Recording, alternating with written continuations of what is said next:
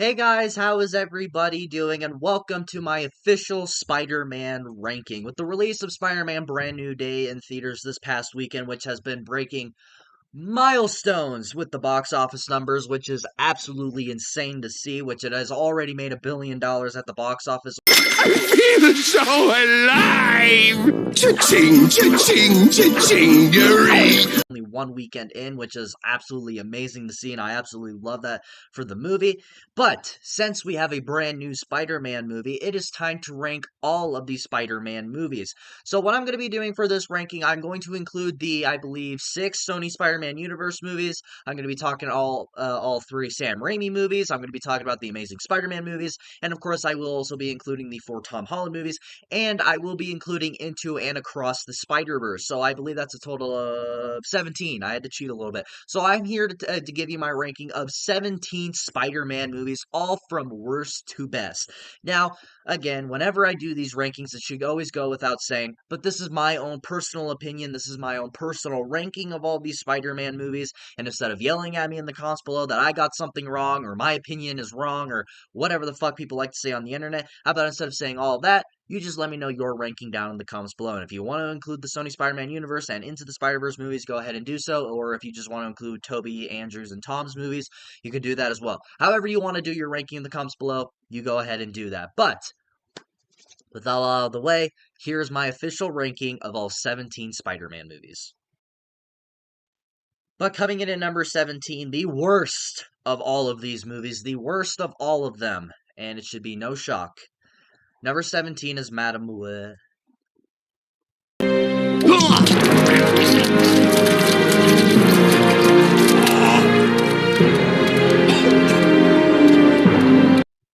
Sorry, Madame Web. You know, I have discussed this movie a handful of times. I've given my opinion on this movie a lot. I've said numerous times how much I adore them. Jesus Christ, how much I hate this movie. I don't know why adore came out.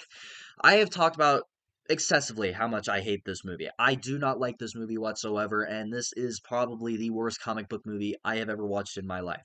Now, when the movie was coming out, I kind of had a little bit of optimism. The trailers looked like shit. I thought this movie would be terrible. I didn't even bother. I didn't even want to bother to go and watch it, but I was like, now hang on, now maybe this movie doesn't look as bad as it is. And unfortunately, I gave money to a very shit movie, and I just don't like this movie whatsoever. Now, I don't think this is the worst movie I've ever seen because it isn't. I have seen worse movies, but this is by far the worst comic book movie that I have ever watched in my life, and it is a fucking joke of what this movie is. Not only is this just a fucking terrible comic book movie, the dialogue throughout this entire movie is some of the worst written dialogue I have ever heard in a film. Now, excuse me. Now, a lot of people always talk about how, like, oh, comic book movies are cheesy, they're just cheesy or whatever. This is the type of movie that I think people are thinking of when they say that comic books are cheesy and boring. Because I have always stood up for comic book movies, and even when people say they don't like them or they can't get into it, get the fuck. Whenever people kind of talk about comic book movies, I've always heard a lot of people say that they're boring, the dialogue's bad, or whatever. This is the movie I assume that they're thinking of, because absolutely they should be thinking about this movie. The dialogue throughout this entire movie is some of the worst written dialogue I have ever heard in my entire fucking life. And you know, there's a pretty decent sized cast in this movie. They can't even save this movie. Fuck, Sydney Sweeney can't even save this fucking movie. Like, of course you put the sex idol of your movie in fucking a schoolgirl outfit with glasses on, which I'm not complaining. Madness! But even the villain himself has to be one of the most generic ass villains that I've ever seen in a movie, because his whole motivation is to kill these group of girls because he had like a dream or a vision of some sort that he saw these 3 girls kill him or whatever, and now he's made his whole personality and vendetta for like the last 10 years that he needs to find these girls and kill him. And not only is his fucking motivation stupid as shit, the words coming out of this dude's mouth does not match what is going on screen, because his lips are moving but the words coming out do not fucking match, and I don't know what happened there. But Madame Web is just a terrible film. It is a It's an embarrassment to the comic book genre, and I've never said that about a film. Now, you can always say about Fan Four Stick, hell, you can even talk about early 2000 comic book movies if you wanted to, like movies like X-Men The Last Stand or whatever. There are a lot of bad comic book movies, and there's a lot of movies that just don't work. But this is by far one of the worst movies that I've ever seen in my life, and the worst comic book movie I've ever seen in my life. And it's a fucking embarrassment that this movie exists. Coming into number 16. Now, if I'm completely honest, number 16 and 15, they could probably switch roles at one point or another. But coming in at number 16 is going to be Kraven the Hunter. Now, this was a movie that I actually kind of had a little bit of hope in. I had a little bit of hope. I thought, like, oh, maybe this movie won't be bad because when the first trailer came out, I think this movie was meant to come out in 2024. But the first trailer came out, basically everybody hated it. They did not like what they saw because I'm pretty sure in the original trailer, it showed Kraven was going to get his powers after being bit by a lion or something like that, something stupid, which that's not Kraven at all. The trailer just looked horrendous. Apparently, in the original cut of the movie, Rhino wasn't even the main villain. That was like a post-credit scene or a last-minute addition. And Sony basically saw that they were fucking up, and they're like, okay, let's do this movie right. If we're gonna make a Kraven the Hunter movie and we want that money, let's actually put some fucking effort into this. They delayed this movie by an entire year. They did a year of reshoots. I'm pretty sure they put a shit ton of money into this movie. And hey, that kind of got my hopes up. Maybe this movie would be okay. Maybe this movie would be even better than I thought it would be because that trailer looked pretty bad at the first time, but hell, maybe this movie would be decent. Trailers didn't really sell me. It kind of looked like the same fucking movie, but whatever. And I'm here to tell you that this movie is just a generic movie, if I'm completely honest. Now, I don't think this is one of the worst movies I've ever seen, because it's not. And I don't even think this is one of the worst comic book movies I've ever seen. But this movie just showed that the Sony Spider-Man universe just needed to die. Aaron Taylor Johnson, I actually think is a pretty good casting for this character, but I feel that he's completely wasted, and I don't blame that at all at him. I blame the writing of this movie, because he was kind of given shit to work with. And the Rhino of this movie, man, I kind of owe Paul Giamatti an apology for his performance in TASM 2. Now, sure, he doesn't really show up that much in TASM 2, but I would much rather look at that machine version of him than whatever the fuck they were doing with him, because this guy is so fucking weird. What the fuck is that?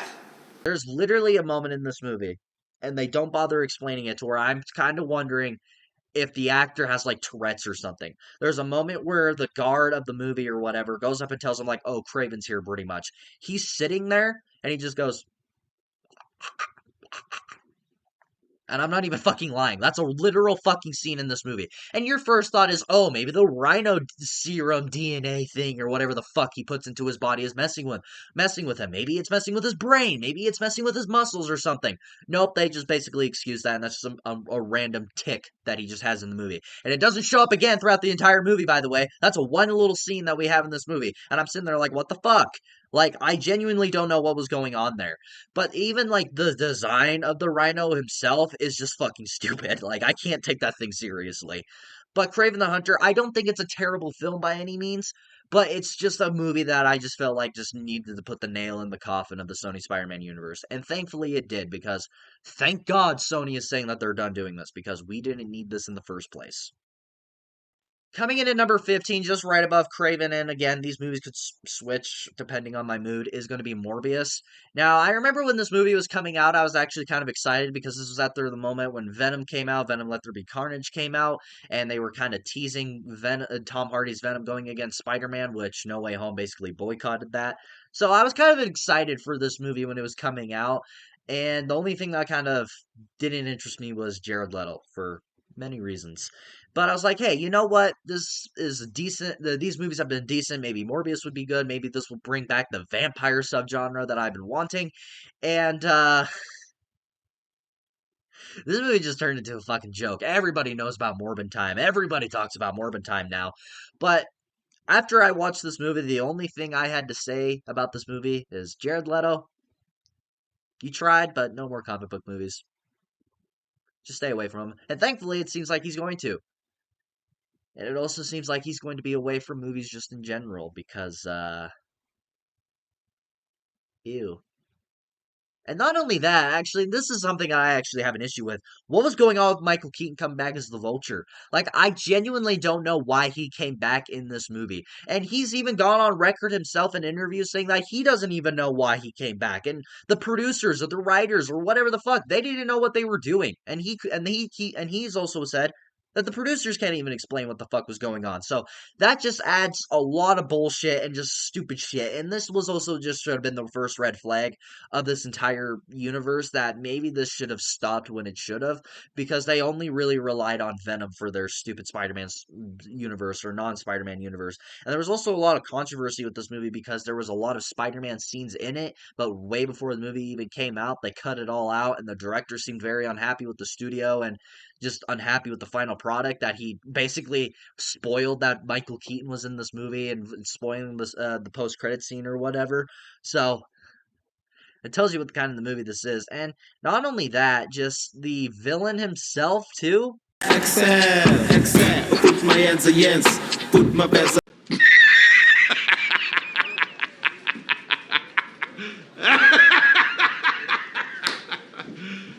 You serious? This whole universe was just a joke.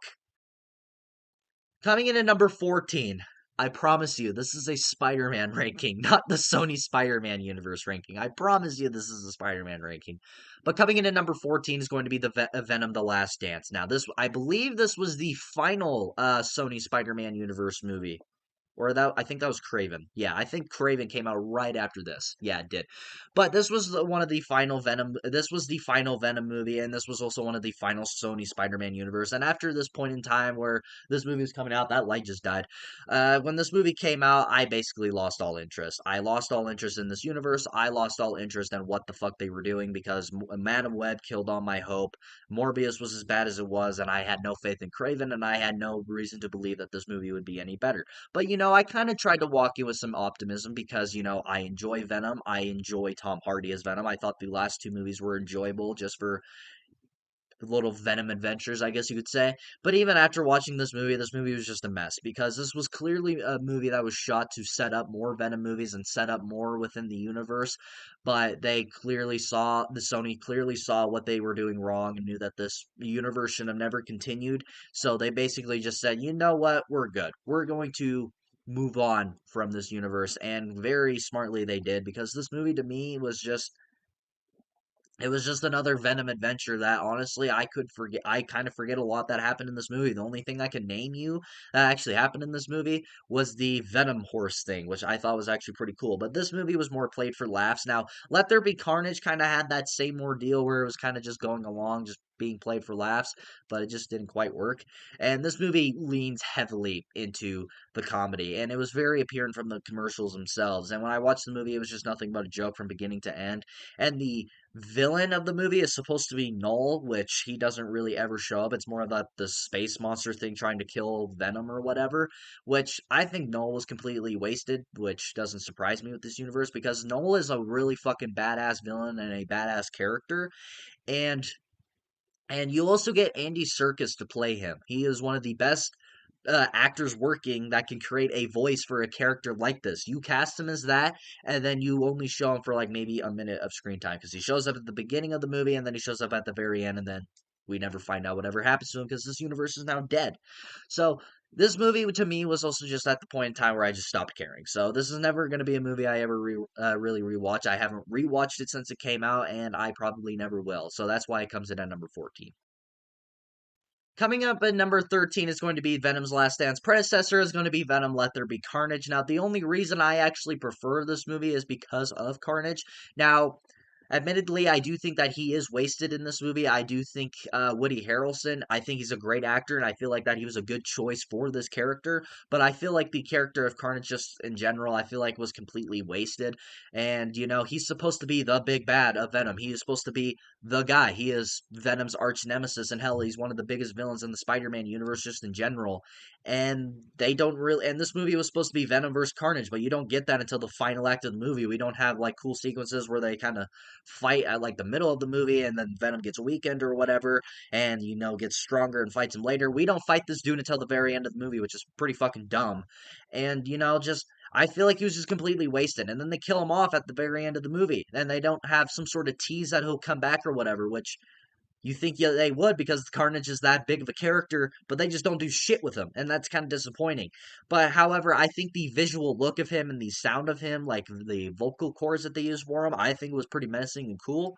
But again, this was just a character that was completely wasted, and it kind of hurts saying that because this is a very cool character. But one thing that I do enjoy is kind of building up Eddie's and Venom's relationship. I think the married couple type relationship that they give him in this franchise, I've always really enjoyed that. I think that was fun. I like the little touch of flavoring that they have there. But after a while, it does get ridiculous. But that is something I do enjoy about the movie. But this is a pretty disappointing movie because you think they would use Carnage more, but unfortunately they don't. But coming in at number 12, we're finally wrapping up the Sony Spider-Man universe. I did not intend this to be like this. It's just how it happened. But number 12 is going to be my favorite of the Sony Spider-Man universe, and that is going to be Venom. This was a movie that I really enjoyed when I was growing up, and this was a movie that I rewatched a lot because this movie came out when I was in like third grade, so I was an idiot and I really enjoyed it at the time. And especially for how disappointing the Venom is in Spider-Man 3, this was just a character that I really enjoyed. This was just a character that I really liked. So, just seeing that version of the Venom and then getting this, I thought it was a huge upgrade at the time. But this movie is just also a lot of fun. I remember at the time I thought it was a good idea to kind of set up villains before Tom Holland meets the Spider-Man, but obviously that didn't go anywhere. And this is just not a villain for Tom or whatever. But movie is just fun. I really enjoy it. I think Tom Hardy as Venom was also a lot of fun. I don't really like the humor of these movies. I should have said that with the other movies, but the humor throughout the rest of this trilogy, I've just never really liked. I felt like they should have kept Venom a very serious character, but they turned him into a fucking idiot and a joke, and I didn't like that. But this is just a movie I also just have a lot of fun with. This movie I have a lot of nostalgia with, so I'm kind of a little bit more forgiving whenever I rewatch it. All right. Okay, we're completely done with those finally. So let's actually get to Spider-Man movies, I guess. But coming in at number 11. Now, the only reason this movie is as low as it is because this is one of the most disappointing films that I've ever watched in my life. But coming in at number 11 is going to be Spider-Man 3. Now, yes, are there worse movies of all these Spider-Man movies? Are there worse in quality compared to this? Absolutely. However, the only reason this movie is as low as it is because of my disappointment for this movie. I absolutely adore the Sam Raimi trilogy. It is one of my all-time favorite comic book trilogies. Hell, I would probably even argue that it is my favorite comic book trilogy of all time. So to see this movie as low as it is, it pains me a lot. But the reason that it's as this low, and not only is it just disappointing, but there's just so much going on in this movie that there's so much just going on in this movie that it hurts the movie because to me what this movie could have been, I fully still think to this day that it should have focused on Harry. I honestly think if Harry was the main villain throughout this entire movie and capping off that whole character arc that we've been building on throughout this entire trilogy, I think excuse me, I think that this could have been an amazing concluding chapter to this trilogy, and hell, maybe we could have even gotten Sam Raimi's Spider-Man 4, who knows? But unfortunately, they just jam-packed so much into this. I like Flint Marko as a villain in this movie. He's not really the main villain, I guess I was gonna say the main villain, but he's not really the main villain. But I really like Flint Marko in this movie. I think he's an awesome villain. I absolutely hate the whole story. I hate the whole subplot of him being the person that actually killed Uncle Ben. I think that's fucking retarded. But also you also have Eddie Brock and Venom in this movie. I think Venom himself, I think at moments is menacing and kind of cool looking. The design of him is pretty cool, but it's mostly just Eddie. It's not even Venom. It's just Eddie Brock, and it's fucking dumb, and it's one of the most disappointing villains that I've ever seen in a comic book movie. But Oh! Ew! Dude! What the fuck? the only word I can use to describe this movie and get my full thoughts on is just disappointing. It's a very disappointing end to a trilogy that is amazing, and it just has so many elements that could have been better, and it should have been better. Coming in at number 10 is going to be Spider-Man Far From Home. Now, this might be a little bit of a hot take and kind of controversial that it's this low, but this has always been a movie that I've never loved. Even when it first came out after the Endgame hype or whatever, I just never really enjoyed this movie. And speaking of Endgame hype, this movie that's all it really is. This was the first movie that came out after Avengers Endgame came out, and you can clearly see that, especially years after rewatch and after all the hype for Endgame has gone down. And you can clearly tell because this movie focuses way too much on Spider-Man becoming the next Iron Man. It focuses way too much of Tony and Black Widow and Captain America and all these people dying, mostly Tony Stark. This movie focuses too much on the death of Tony, and that's what's kind of my main issue with the first two Tom Holland movies is that they focus too much on Iron Man, which I'll get to that when I get to Homecoming. But this movie just continues that, and it just focuses way too much on Tony to where we're never able to actually get a Spider-Man movie. However, I do really like Jake Gyllenhaal in the role of Mysterio. I think that he is one of the best Spider-Man villains that we've gotten in live action, and I think that his performance just in general is really cool, and I really like what they do with him, of how he plays this like superhero from another world to trick everybody. I really like that. I really like that change that they added to this movie, which it shouldn't have surprised anybody when you watch this movie and you see that he's actually the villain, which shouldn't surprise anybody. But however, I've always really enjoyed Jake Gyllenhaal. I think the setting in Europe in general to get Spider-Man out of New York for a movie, I really like that. And I think that makes the movie stand out a lot. But I've seen this phrase, and this is a perfect way to describe it. It's a very well made movie, but as a Spider Man movie, it just doesn't work. It's not really a Peter Parker journey. It's not really a Spider Man journey.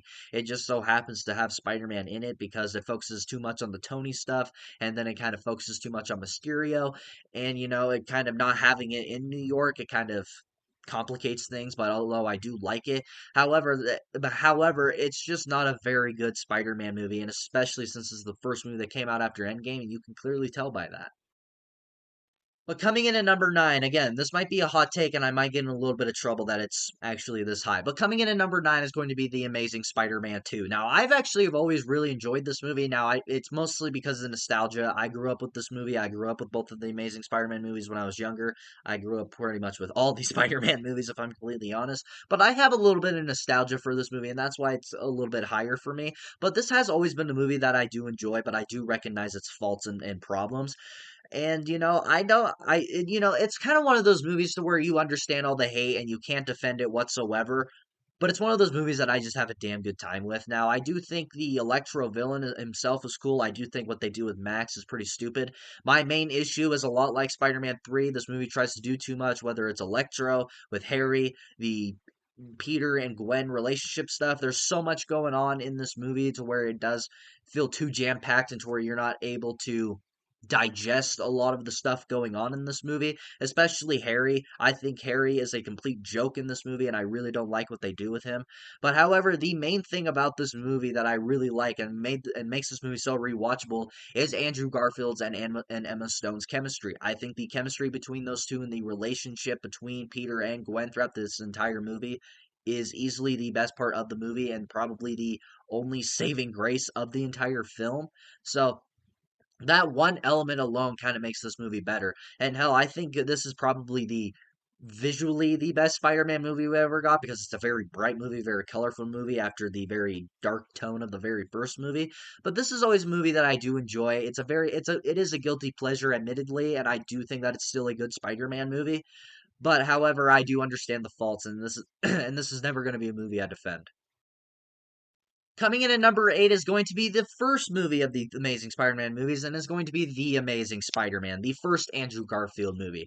And a lot like the second movie, this is a movie I have a lot of nostalgia with. I just talked about how I grew up with these movies. I grew up with both of these movies, so this is always a movie that I've always had a lot of nostalgia with. And kind of the main reason is Andrew Garfield. Andrew Garfield. This was the first movie that he portrayed Spider-Man, and I think his performance throughout the entire movie is amazing, especially on an emotional level. I think emotionally, this is the best performance we've ever gotten out of an actor for Spider-Man and Peter Parker.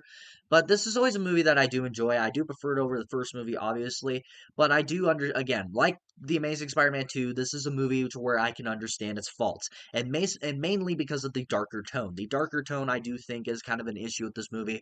It kind of feels more like a Batman movie more than a Spider-Man movie because Spider-Man's supposed to be a hopeful character, kind of give you hope in life. But this movie is just way too dark, and especially visually, It's very dark. Like a lot of the action sequences and fight sequences take place at night, and even the outfit itself kind of fits that. Which I'm a little bummed they moved on from this suit because I do like this suit. However, Amazing Spider-Man is a movie that I've always enjoyed. I can defend. This is a movie where I'm kind of opposite Amazing Spider-Man 2, where I can defend this movie. I can defend it for a lot of the things a lot of people don't like, but at the same time, I do understand it. But The Amazing Spider-Man has always been a movie that I enjoy purely because of my nostalgia for both these movies. Coming in at number 7 is going to be Tom Holland's first Spider-Man movie, and that is going to be Spider-Man Homecoming. And honestly, after rewatching all of the Tom Holland Spider-Man movies, I feel like this movie is extremely underrated, and hell, I feel like it gets overshadowed by a lot of its sequels, mainly No Way Home and Brand New Day. And hell, I see more people talk about Far From Home than I do see talk about Spider-Man Homecoming, and I don't really understand why, because now, I talked about it in my review. This was a movie I grew up with and I really enjoy, but there was a point in time where I just didn't really care about this movie and I felt like it was boring. But on this most recent rewatch, I've obviously changed my mind and I've gone back to really enjoying the movie. But I don't really understand why a lot of people don't talk about Spider-Man Homecoming because if I'm completely honest, it's a damn good Spider-Man movie. And kind of the main reason is that Tom Holland because of Tom Holland. Not only does he give a good performance and he probably gives the best uh, you know, adaptation of Peter Parker and Spider-Man. I think he perfectly resembles him both as Peter and Spider-Man, his attitude, his quirkiness, and playing a teenager. And I think that this is the best Spider-Man movie to actually show off high school life. Now, the other movies kind of showed it off, but they never really did it in a very good way because one, you had adults playing teenagers, and two, because of the Amazing Spider-Man had that darker tone, kind of like depression type of high school type movie. But this movie's actually fun and joyful, and I really like that about this movie. And Michael Keaton's Vulture is one of the best villains of this entire franchise and one of the best Spider-Man villains ever. That car scene alone kind of solidifies him as one of the best. I love Michael Keaton just as an actor in general, and to see him play a villain, especially like a villain like the Vulture, and humanizing him and not being like a bird person or whatever. I really enjoy Vulture in this movie, and he's one of the best Spider Man villains. But Spider Man Homecoming to me is just a very extremely underrated Spider Man movie. All right, time to bite the bullet. This one is probably going to get me in the most trouble. Because coming into number 6 is going to be Spider Man Across the Spider Verse. You're gonna die, clown! You think that's funny? I don't hear you laughing now! Now, hear me out. Hear me out why this movie is so low. I'm sorry this movie isn't in my top 5 or my top 4, top 3, top 2, past number 1, whatever. This is a movie that a lot of people love. I love it. Just because it's at number 6 does not mean I don't love it. These top 6, they might be switched around in the next couple of years, all I know. But this top 6 is easily the best Spider-Man movies. These are the Spider-Man movies we will all think of when we think of Spider-Man. But to me, Spider-Man Across the Spider-Verse, I don't think it's a bad follow-up. Just because, again, because it's at my number 6 does not mean anything. But the only reasons at number 6, I am not a fan of Part 1, Part 2 films. I hate it when they end with cliffhangers and then I have to wait years to see what the follow-up is or what the explanation is. Usually it's under a year, usually it's only a couple of months where I get my answer and then the next movie's better.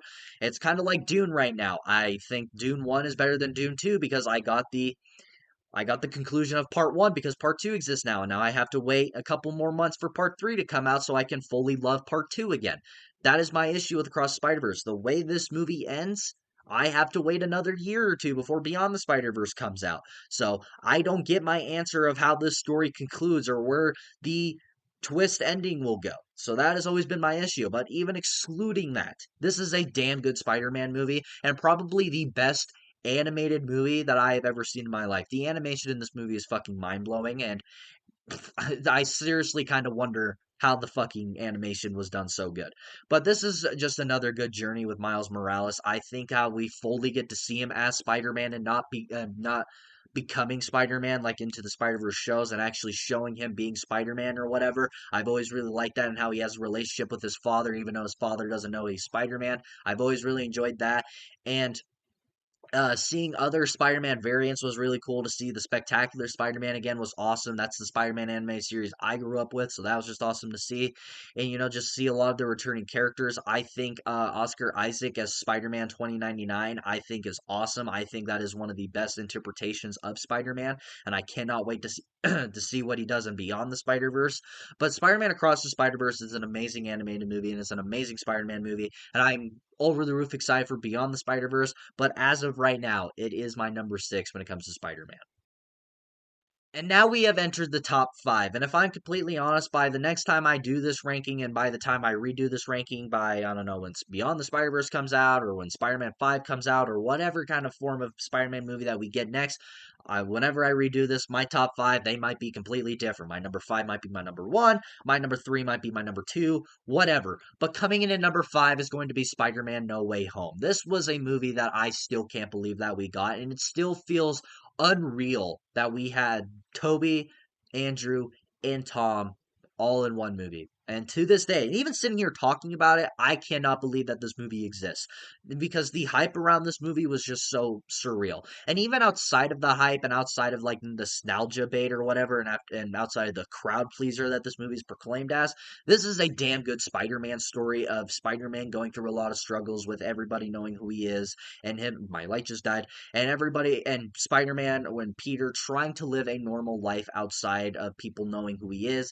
seeing how much that kind of fucks up his life a lot. I've always just think that the story of this movie is the heart of the movie, and the ending of this movie is emotional itself. But this is just an awesome movie, and seeing all the villains come back was awesome as well, especially Willem Dafoe. I think Willem Dafoe basically cemented himself as one of the best villain comic book castings ever because of they actually make him feel like the Joker of this universe finally, which was kind of like the main issue a lot of people had, but they finally do it in this movie, and I fucking loved that. But Spider-Man No Way Home is just an amazing Spider-Man film and just an amazing movie in general, and this is a movie we will never see again, and it still awes me that we have this movie. Coming in at number 4 is going to be Spider-Man Into the Spider-Verse. Now, I'm actually kind of surprised how a lot of people had this as their number 1. It's a very good Spider-Man movie, but it's not quite there yet for me. But number 4 for me is going to be Spider-Man Into the Spider-Verse, and this was a movie I rewatched a lot. This and Venom were two movies that I rewatched a lot during my third grade my third grade year because these movies came out during my third grade year. I remember I didn't even want to watch this movie when it came out. I remember I saw the trailers. I'm like, oh, an animated Spider-Man movie that doesn't really speak out to me. I'm more of a live action guy or whatever. Like, I didn't really want to watch this movie. I didn't watch it in theaters. And then my dad bought it for me. And I'm like, oh, I don't really want to watch it. It just doesn't really interest me. And then when my dad and I watched it together, I still remember to this day, I was sitting there. I'm like, that was really, really good. And, I thought on my most recent rewatch this past weekend, I might change my mind a little bit. But somehow on my most recent rewatch years later, this movie got better because I absolutely love the story that they tell here. This was the movie that made me fall in love with Spider-Man Miles Morales. I did not know who Miles was. I did not care. I didn't think he would be a good Spider-Man, but this movie made me obsessed with the character. I've read tons of comics of Miles. This movie is the only reason I played the Spider-Man Miles Morales video game. Like, this movie just made me fall in love with the character, and I am eager to see what the MCU will do with him. And I'm still kind of sitting here wanting its own solo movie in live action because I think it would be awesome. And a lot like Cross the Spider-Verse, the animation itself is also fucking amazing. I think all of these Spider-Man variants that we get in this movie are also really cool, and they're not just used to like, oh, like, let's have other Spider-Mans in it. And a lot like No Way Home, the Spider-Mans are actually there to help Miles grow and actually help him become mature and how what it means to become Spider-Man. And Nicolas Cage's Spider Noir, hell, he got his own spin-off series earlier this year on Prime, which was awesome. This is just an amazing Spider-Man movie and an amazing animated movie to where I guarantee it by the time we get Beyond the Spider-Verse, they might even rise up on my rankings because once we get the finished trilogy, I'm sure I'll even love this movie even more. And now we have entered the top 3. Like I said earlier when I said we got to my top 5 that these movies might shift around and my opinion might change, especially this top 3. This top 3, man, these are all war horses right now. This is basically the Mount Rushmore for my Spider-Man movies so far. But as of right now, my top three is what it is, obviously, and by the time I redo it, it might change. But coming in at my number three is going to be the new kid on the block, Spider-Man Brand New Day. And no, it is not at my number three due to recency bias. It is not this high because I just watched it and I'm just having the hype for it. And by a year now, it might drop down. It's not like that. The reason it's this high is because this is an amazing Spider-Man film. This is the movie that I have been waiting this is the Spider-Man movie I've been waiting for ever since he got introduced to the MCU. Enough. We are finally away from all the Tony stuff. We're finally away from Nick Fury. We're finally away from all the other Spider-Man and all the big name villains. Even though Spider-Man No Way Home is awesome, we are away from all of that. We push all of it to the side, and we are finally focusing on Peter and Spider-Man. This is an amazing movie. This is probably the most emotional we have seen this character and the most emotional Spider-Man we have ever seen. Tom Holland, he gives an amazing performance, and I would argue that this is his best performance as the character.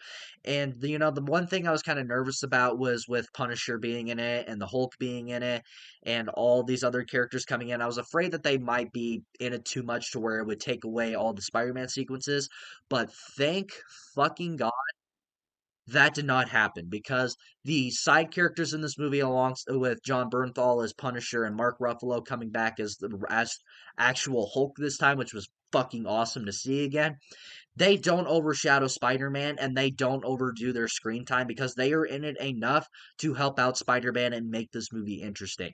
And I won't spoil who the main villain is because it's still technically a secret, I guess.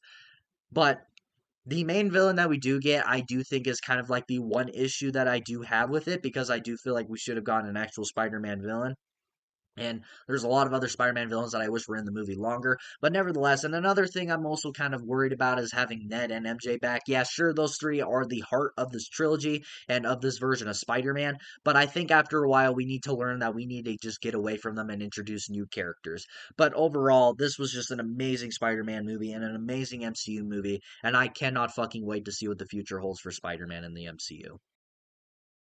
But entering my top two, and my number two is going to be Spider-Man. This to me is just an amazing film. And now maybe my top two might be blinded due to nostalgia, but I don't even care because Spider-Man is just an awesome origin story. And this was one of the first movies, one of the first comic book movies I ever watched alongside like Captain America and the Dark Knight trilogy.